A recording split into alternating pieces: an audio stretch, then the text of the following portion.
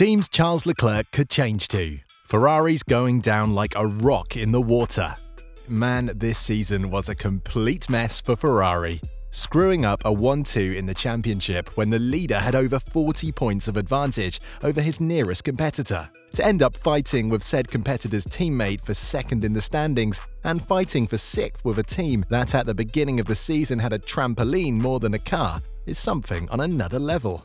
Not only that, making a car that unreliable requires an unexpected amount of precision to make sure everything breaks down when their championship contender is in the lead. Let's face it, this was not a memorable season for Ferrari.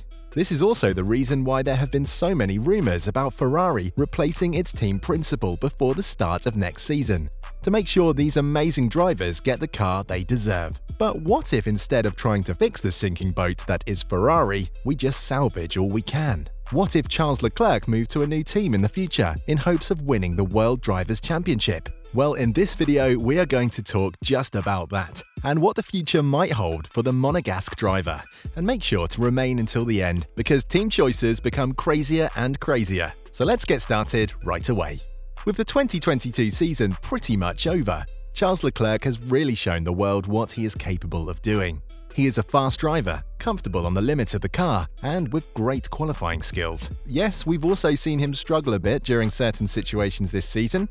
Like all the errors he did in Imola, France, Japan. Yeah, he hasn't been the most consistent driver on the grid. But hey, it's important to remember that this is the first year he was actually fighting for the championship. And all those seasons spent fighting in the midfield without any win, and the fact that these new 2022 cars are much harder to control, made this one the best championship to try out the car and make mistakes to understand its limits. But what if in the future Ferrari's situation comes back to its 2020 and 2021 form, with no competitiveness at all?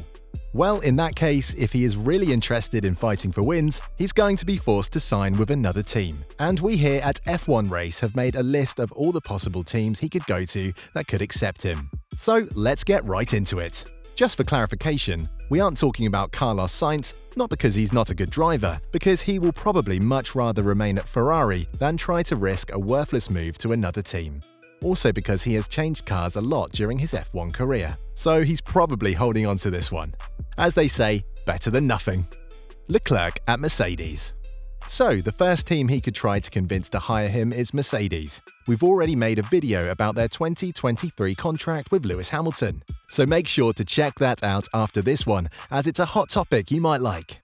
Basically, summarizing some of the concepts in that video, Lewis Hamilton said that he would like to keep racing in Formula 1 even after 40. Currently, both of the drivers at Mercedes have their contracts set to end in 2023, and the team is surely going to look forward to making Russell remain in the team, especially after his junior career they paid for in the team and after his truly deserved win in Brazil this season. We've seen that Hamilton will be trying to race until he's over 40, and that means for him racing after 2023. But say something bad happens to his driving skills and he's suddenly not competitive anymore. Is Mercedes really going to close an eye? They have already done that with Michael Schumacher, and look how that ended, with a 7-time world champion being beaten by his much younger teammate. So honestly, if Hamilton doesn't remain competitive, he is going to be fired.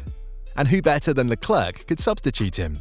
He has a contract with Ferrari already signed until 2024, but buying out the last year is surely not going to be a problem for a team worth billions like Mercedes.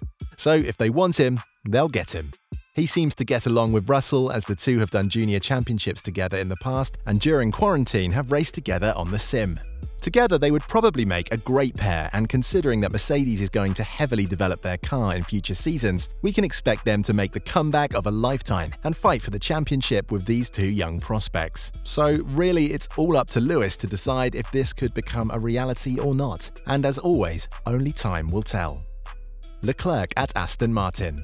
Another team Charles could race for is Aston Martin. Okay, I know this may sound really dumb, but let me explain. First of all, Aston Martin's drivers don't have a long contract. Alonso, which will be driving for that team next year, only has a contract until 2023.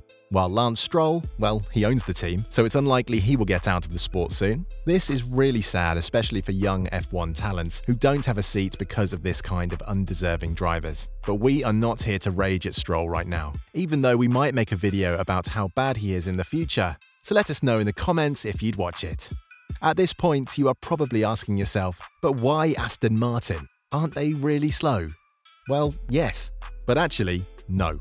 We need to remember that the team comes from the rebranding of another team, Racing Point, which finished third in the Constructors' Championship in 2020 with an amazing win to their name. The fact that they are now so slow is just due to the fact that they have not developed their own components in a while, buying out parts from other manufacturers, making them not able to match their car parts together really well. And we don't really know if they are really slow or not, since one driver has always been trying his best while being extremely young and talented, not getting to grips with the car in most situations. And the other one is Lance Stroll. Yeah, with these conditions you have a recipe for the worst team in F1 history. But we know the Strolls, they are billionaires, willing to spend a lot of money just to win in a sport that's surely not going to make money back in the same way. So, them starting out with this concept in mind could get them to hire talented drivers, among which could be Charles Leclerc. We don't really know if this will be a good move in the future or not, but hey, at least their strategies are better than Ferrari's. Leclerc at Red Bull. And the last team is probably the most unexpected one. I'm of course talking about Red Bull. Before you Red Bull fans go write in the comments that he is just going to take advantage of the car, they have before become a traitor with them too. You have to remember the situation he is in now, and the one Red Bull is going to face. In fact, Red Bull might be forced to fire Perez after what he did at Monaco this year. No, I'm not talking about his win, I'm talking about his incident in Q3. We've already made a video about that, but summarizing, he probably crashed on purpose to start the race in front of his teammate. If this turns out to be the case, which it probably will since we have telemetry proof he suddenly accelerated mid-corner to spin into the barriers, then Red Bull is probably going to think about it twice before making him race again in 2023. And this could be the perfect situation for Charles to use. He could convince that team to buy out his contract, freeing him of his Ferrari chains and letting him race with the current most competitive car on the grid, which will be a huge upgrade for him. The problem of him racing too hard with Verstappen, putting Red Bull's Constructors' Championship at risk, is not there, probably, since Charles has always respected team orders in his time at Ferrari, and since we've seen he is a really clean driver who makes no big mistakes while trying to overtake. So, this means that two amazing drivers could get Red Bull twice the chance of winning the Drivers' and Constructors' Championships. And the fact that Mercedes is becoming more competitive as time passes is also putting a bit of urgency on this driver move, as it won't be a lot until the German car manufacturer starts fighting for wins once again. So, what do you think? Will Leclerc actually substitute Perez next year? Is Ferrari going to sink into the midfield if Leclerc leaves? Let us know with a comment below, and don't forget to subscribe, because at 10,000 subscribers, we're going to try to enter the Red Bull's Drivers' Academy to become one of their drivers together with Verstappen. No, not really, but you should subscribe anyways.